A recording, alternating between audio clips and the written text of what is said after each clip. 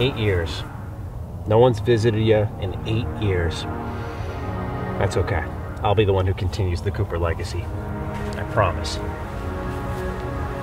The legacy left behind by the Sly Cooper series often feels like the most forgotten one out of any of the other PlayStation IP. For those unfamiliar, Sly Cooper is a series that began all the way back on the PlayStation 2 in 2002. Hailing from Sucker Punch Productions, you would run around a real-world location like Paris as a raccoon, a turtle, a hippo, or even a fox, performing all sorts of daring heists. Between its charming writing, progression via thievery, and towing the line as a collectathon, there's truly nothing like the Sly Cooper franchise, and that's a shame because, well, it's dead now. We haven't seen anything from it in nearly a decade. So what happened, and why does our sweet raccoon lie in a grave now? Well, we're gonna try to get to the bottom of that, but first, a bit of history on this series. What's the point of talking about why the series is gone if some don't even know why it's worth caring about? Well, for starters, we need to fire up the PS3 because that's the only slightly modernized way to play these games. Yeah, I can play through PS Now, I get it, but I'm not a fan of my games buffering like a YouTube video. Let me tell you what though, I love the PS3 and all, but this was a torturous experiment firing it up. Remember trophy seeking? You remember this? Yeah. I almost forgot as well, so good luck to my platinum trophy hunters out there who get inspired by this video and want to check this POS out. Worse yet, when I want to switch, say, from Sly 1 to Sly 2, I have to go back out of the application entirely, then come back in, pick a new game. If there's any reason to resurrect this series, it's to bring all 4 entries to modern consoles with some new bells and whistles. That said, where did it all begin for gaming's favorite raccoon? Sly Cooper is best identified not by its characters, but its art style. Brian Fleming, producer and founder of Sucker Punch, defined it as, quote, toon shading, end quote, or as most of us are already familiar with it as, cell shading. The goal of this was to create an illustrated world, but not be entirely flattened. If the look and feel of the world ever became too believable for the player, it would start to tread water in the uncanny valley territory. Furthermore, the style had to be carefully crafted because too much detail would give way to that issue as well. That meant a lot of life from the game came through its blending of diverse locations and color, alongside beautiful animation work, ranging from Sly Cooper performing a ninja spire to Dimitri's hilarious swag walk. I mean, look at this guy. This guy's got style. Through the movement of a character, you could tell all the information you needed to know about them before any writing took place. Sly Cooper and the Thievius Raccoonus tells the story of the soon-to-be raccoon thief whose parents were murdered and the Thievius Raccoonus looted from their own home. Tragic, I know. The Thievius Raccoonus served as a book passed down from generation to generation in the Cooper family, adding all sorts of tricks and tips for the next line of thieves. The catch is that this line of thieves only steals from criminals, giving them a sense of justice and purpose. This immediate tragedy adds to the backstory of Sly himself, but his response is really what builds him to be so lovable. After the murder of his parents, he's sent to an orphanage where he meets his partners in crime, Bentley and Murray. While what happened was awful, Sly talks about how he has no idea what he'd do without them. Now I know what you're thinking. Why the hell are we discussing mildly thought-provoking writing in a Sly Cooper video? The kicker here is this is all done very swiftly in about 2 minutes, establishing your desire to care for Sly, his friends, as well as the reasoning for wanting to restore his family's sacred book. Now, at the core of Sly 1, it's merely a 3D platformer. I'm not going to fool you here, like many were from that era of PlayStation. You see, a lot of people critique PlayStation as they always move in waves. Back then, it was the 3D platforming complaints. Nowadays, it's that PS4 and PS5 games are all third-person open-world games. Just know, it's really always been that way. What separated Sly Cooper, of course, as a 3D platformer, is its style, but also, from the gameplay department, its progression of stealing to get more powerful. It plays directly into the character's themes and builds the story. You run around missions across real familiar locations, hunting down the Fiendish Five, aka the band of murderers who took everything from Sly. While you're out and about, you're going to collect clue bottles, and if you score 30 of them, you can crack open a nice safe, which will earn you a missing page from the Thievius Raccoonus. Each page nets you a brand new ability or way to play the game, and this is really the identity that the Sly series hangs its hat onto, because Sly himself isn't particularly strong, being able to be killed in one hit. That's where coin collecting can be valuable. As you collect 100, you can net a lucky horseshoe that'll sit on your back, and then every subsequent 100 coin collections can give you extra lives. But let's be real, stealing from vaults is really where it's at with this game.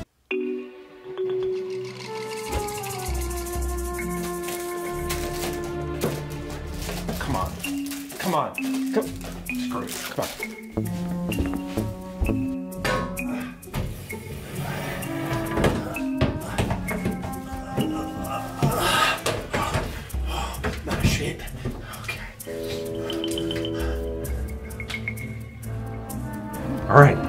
Looks like I'm in position right now. Good job, kid. Mr. Bethesda here. We need you to get in and steal the Thievius RPGs back. Got it. I'm just gonna go ahead and jump and press the circle button. Now, we have no clue how to make an RPG. We need you to go around, smash the clue bottles, find the vault, and steal the Thievius RPGs. After completing multiple locations and collecting clues, you're led to Clockwork, a sworn enemy of the Cooper family and a major player in the entirety of the series, the one who has led the Fiendish Five. It wraps up with you exacting your revenge as expected on Clockwork, although Sly is going to note that the parts are still pristine, even though they're baking in a volcano in Russia. Peculiar. Sly Cooper stumbled out of the gate due to it being overshadowed by internal competitors like Jak and Daxter, as well as Ratchet and Clank. It sold only 400,000 copies in its launch year. However, that number would double in about 4 years thanks to the growing popularity in later entries. Speaking of which, Sly 2 Band of Thieves. This is legitimately one of the best fucking sequels of all time, and you cannot tell me otherwise. Sly 2 Band of Thieves takes every aspect of the original game, perfects it, adds so much more than it needs to be, and leads to what is one of my personal favorite games ever made. The story, charming and interesting. The characters, more developed. The progression, fun and engaging. Playability, more diversity in missions. The music, it's iconic. It blows my mind that this series is on ice when you have games this good within it. I could go on. In fact, I'm going to. So, as Sly Cooper noted at the end of his first adventure, those parts of Clockwork didn't necessarily melt like he had hoped or expected. But hey, what's the worst that could happen? Well, Sly visits a museum to steal those Clockwork parts that were recovered and dispose of them for good because he didn't want to do it then, only to learn that they had been previously taken by what is now known as the Claw Gang. So the worst did happen. Congrats, Sly. You got complacent. Interestingly, Clockwork's dismantled corpse has been repurposed by various criminals that have provided them a stranglehold on various locations such as Paris, India, and so on. Our first look at this is Dimitri in Paris, one of my favorite locations in a video game of all time, who's using the tail feathers from Clockwork as a printing press for money, so he could essentially have unlimited funds for his forged art endeavors. Due to every location you visit having its own ongoing narrative on top of the overarching main story focused on Clockwork again, each villain is built up through the multiple missions on a much more up-close and personal basis than the first Sly game. For example, Sly will, I put this in quotes, disguise himself. I mean, I don't know, are you guys falling for this little trick here he's doing? Does that not look like Sly Cooper to you? I don't know, really silly, but anyway, he disguises himself for a ball to which he can dance with Constable Neela,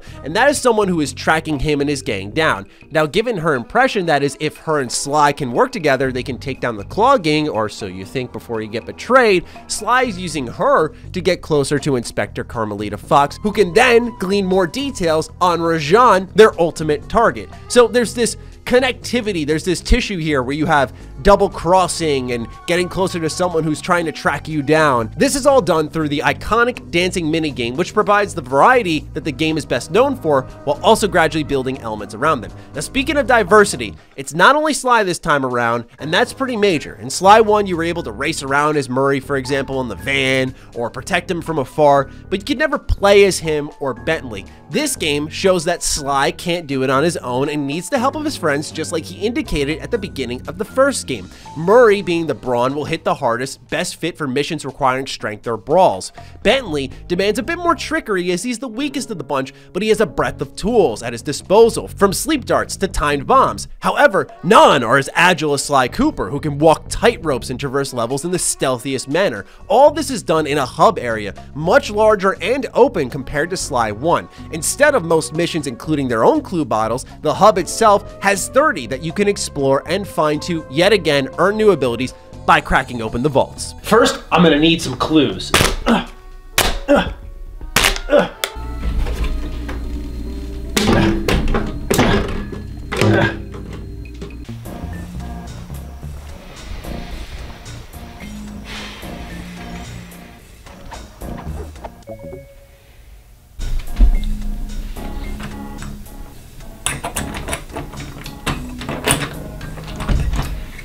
Todd's genius can't stop us from cracking this safe. There it is.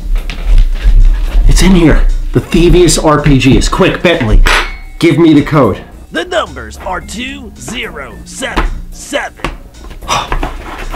It's opening. I got it. This is it. The Thievius RPG is the key to the best RPG of all time.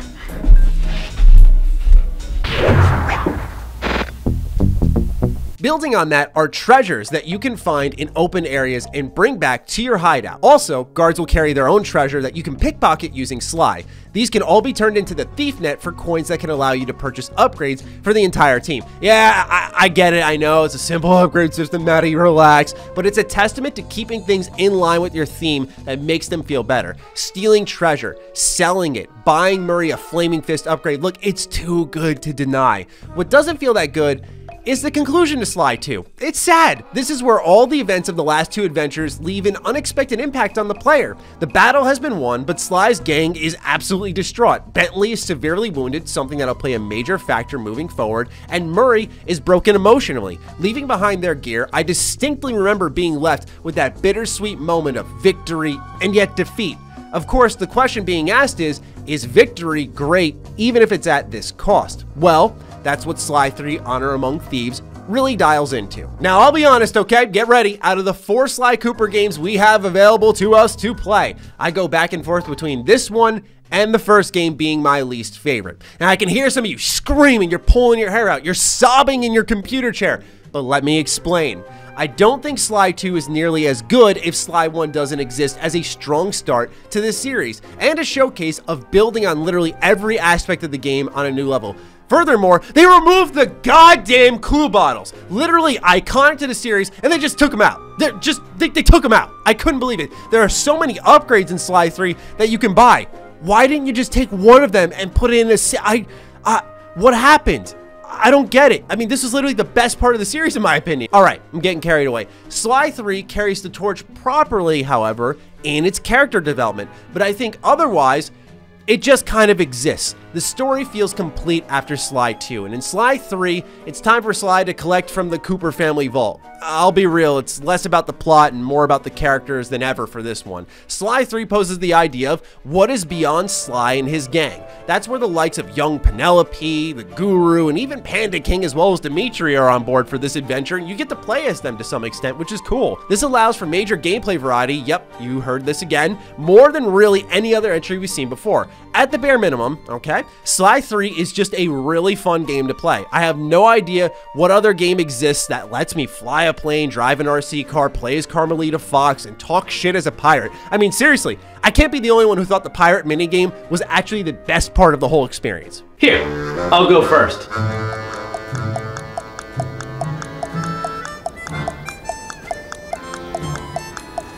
You're a ugly, snot-nosed bitch face. Oh, well, that may be true, and I've heard that before, but you're a near-perfect, cyberpunk-loving Xbox fanboy. It's too fucking far, you piece of shit. Furthermore, you can go back and replay specific jobs in Sly 3 to re-experience great missions such as that, or do challenges where you have to do very specific things within a mission itself. All in all, Sly 3 packs the most content and diversity. All that said, I think its character development plays off the events of Sly 2 beautifully. Murray, the established beat-em-up guy for every mission, seeking peace and non-violence because he couldn't protect Bentley, what a development! Bentley's mounting jealousy of Sly due to not only his newfound circumstances, but also Penelope's adoration for Sly. I mean, it's tough for Bentley now. He's in a completely new situation due to some of the missions that Sly and the team have gone on. There's a lot more in this series narratively than I truly think it's given credit for. On the topic of lack of credit though, it's time we talk about Sanzaru Games and get into what the hell happened to this series. This is the beginning of the end. So in 2010, Sanzaru Games comes along and they're essentially going to handle the entirety of the Sly collection for PS3 and PS Vita. Go ahead, try it out. Pretty great place to play this series, I'm just saying. But anyway, this is their way of familiarizing themselves with the process of what it takes to make a Sly Cooper game, a case study if you will, while Sucker Punch sunk their teeth into Infamous, which ended up becoming incredibly popular. Now, while it was teased via the Platinum Trophy for Sly 3 with the description stating, unlock all the trophies for Sly Cooper's final outing. Final? Really? It really wasn't until 2011 at E3 the game was shown off for the first time. I can't begin to explain to you what it was like as a teenager at the time and the experience of the release of a brand new Sly Cooper game. I was late to literally every single one of these. My introduction to it was Sly 2, and this was the case for many games growing up because of my financial position. To be able to watch E3 demos, actually play a demo for myself on PSN, and anticipate a new Sly Cooper game was actually a dream come true for me. Sly Cooper Thieves in Time answers the same question Sly 3 asked itself about the gameplay, but I believe it was a much more interesting answer this time around. What is the gameplay beyond Sly Cooper, Bentley, and Murray? Yep, here it is again. This time, the answer is to play as the lineage of the Cooper thieves you spent a decade hearing about. Tennessee Kid Cooper, Salim Al Cooper, Ryoichi Cooper, Bob, Sir Gareth Cooper. Are you kidding me? Just being able to see these Coopers in action and having their own missions, having their own dialogue, their own interactions with the cast was incredible. You could tell it came from a bunch of Sly Cooper fans, and as a little Cooper fanboy, I love this shit. In this story, Le Paradox is attempting to steal all the Cooper canes to pretty much beat the thieves at their own game. A setup that it gets laughed at, but at the same time, Sly suddenly deciding to perform a heist on his own family vault isn't, or Sly not really thinking much about the fact that all of Clockwork parts didn't burn inside the volcano. Like, he didn't consider that, and then Sly 2 happens. I mean, I don't know why this is the point that gets laughed at by a lot of the Sly fandom, but whatever. It's beyond me. In a time-traveling adventure, you must recover all the Cooper canes, and even more neat is that Carmelita Fox is a permanent addition to the squad after the first chapter, thus tucking in more of that variety and establishing more of a Sly and Carmelita relationship. Sly Cooper Thieves in Time was such a thrilling experience for the first time through. Seeing the leap from PS2 to PS3, evolutions on the ever-important animation, still a key pillar to the series nowadays, expanding the explorable environments even more, huge open areas to go and see everything in, the new masks that you could collect, the new treasures that you could collect, adding in move sets for all the characters where you could do combos now, peppering in tons of these collectibles, and slamming in even more mini games made for a satisfying experience. I don't think there's much arguing that. However, the biggest gripe really comes with the story in two forms. Let's start with chapter 4, all right? Get ready, the big old plot twist. Spoiler alert, so be prepared if you plan on playing this one. But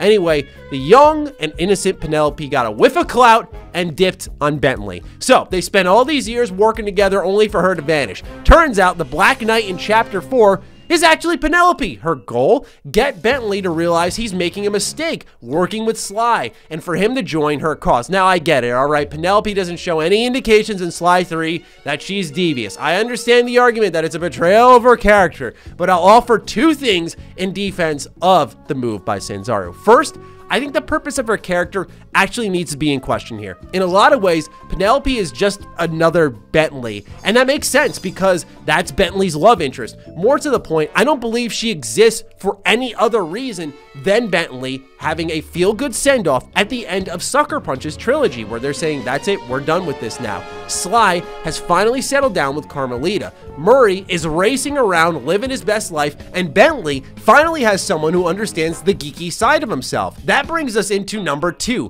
Betraying that core aspect of her character is what makes her actually interesting in Sly Thieves in Time. Being able to see someone who Bentley developed care for, deeply challenging his abilities, his ideals of working for a thief, but yet rejecting her using Le Paradox as a means to an end is intriguing. Seeing Bentley have a confidence-building, independence-building moment, despite how much he cared for Penelope, is a strong moment in my book.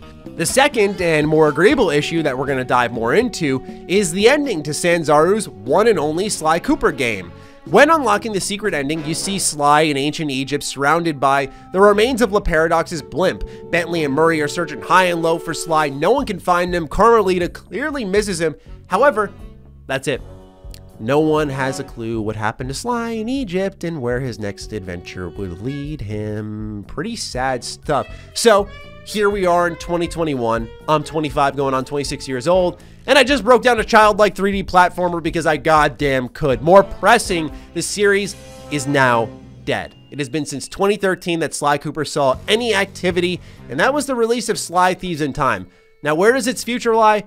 Well, that's a bit more grim. Continuing on with that secret ending, Matt Kramer, head of Sanzaru's design, said the following about a secret ending in an interview. Quote, "Egypt was going to be a DLC episode. That was always the intention, then we never got to finish that out. The team at Sanzaru, we have the story, the whole episode done on paper form, but we would love to come back to that world. I hate leaving them there. It's the question we get the most. All I can say is if you guys want more Sly Cooper, let Sony know. We're always ready to dig into that. It was a great franchise to work on and we really miss it," end quote. That was December of 2019. 2 months later, in February of 2020, Sanzaru was purchased by Facebook's Oculus after they had released Asgard's Wrath that past October of 2019. It was a smash hit on VR. The game looks awesome. It's become known as one of the first fully legitimate games for the platform. It featured cool role-playing elements, and while the timing of Matt's comments fall in the middle of all of this, I can't imagine Facebook or Sanzaru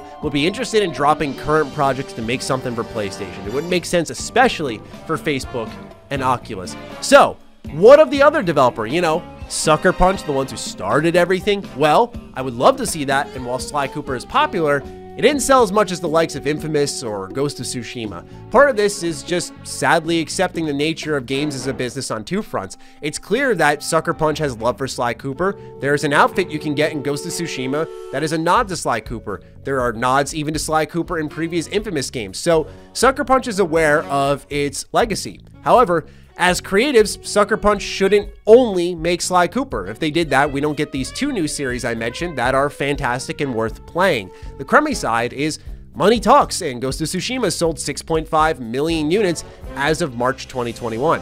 Now, PlayStation is producing a movie for it, and this series is about to reach those blockbuster levels that Sucker Punch has really never seen before. Why would they walk away? They shouldn't, let's be honest. So speaking of movies, in 2016, Sly Cooper was actually going to get his own. There's a trailer and everything that you can legitimately see for yourself. The movie was eventually canned, quietly mind you, in exchange for a television series. The series was to be produced by Technicolor Animation Productions with 2 seasons ready to roll. The first season was scheduled to debut October 2019 with 26 episodes, followed by a second season which would host another 26. However, those dates would be silently removed from their website. So yeah, as of now, we actually never even received an official cancellation of this show, of this movie. So it's possible it's still in development, but as far as we know, it's dead and gone. So that leaves us with the studio who was passionate enough to not only remaster Sly Cooper, but push Sony into letting them make another entry, who's currently in bed with Facebook. Sucker Punch is on to greener pastures, and PlayStation as a whole has reportedly had a focus on blockbuster-only titles, according to Bloomberg, with the only show/movie that stood a chance of bringing it to that level being shelved. As it stands, Sly Cooper is dead. Unless another team comes in and wills it into existence, it'll likely remain that way. So I'll offer this. There is a window for Sly Cooper to come back. Look at the love for Ratchet Clank Rift Apart. The pure excitement of not only a quality product from Insomniac Games yet again, but the undoubtable nostalgia being baked into it. Ratchet is another all-time favorite series of mine. If this series can hang, so can Sly. At this point, it's a matter of PlayStation's willingness and a studio passionate enough to make the job happen. That, or you get a spiritual successor. So sort of like how Bug Fables is to diehard fans of Mario Thousand Year Door. Yeah. It's not Mario, but it's identical in its inspiration, and it makes folks really happy that they have something in that vein there. So I think Sly fans would even be happy with that. But for now, our thieving friends rest in their graves, and hopefully one day we will see Sly Cooper return. That's all I've got for you today. I appreciate you all making the time for this, and if you want to support more original content like this, head over to patreon.com/MrMattyPlay, where we have 400 plus of you, and you can join up. You can support this type of content. We can see more investigative work. And until then, I'll talk with you very soon. Stay sexy, stay active. Love you all. Peace.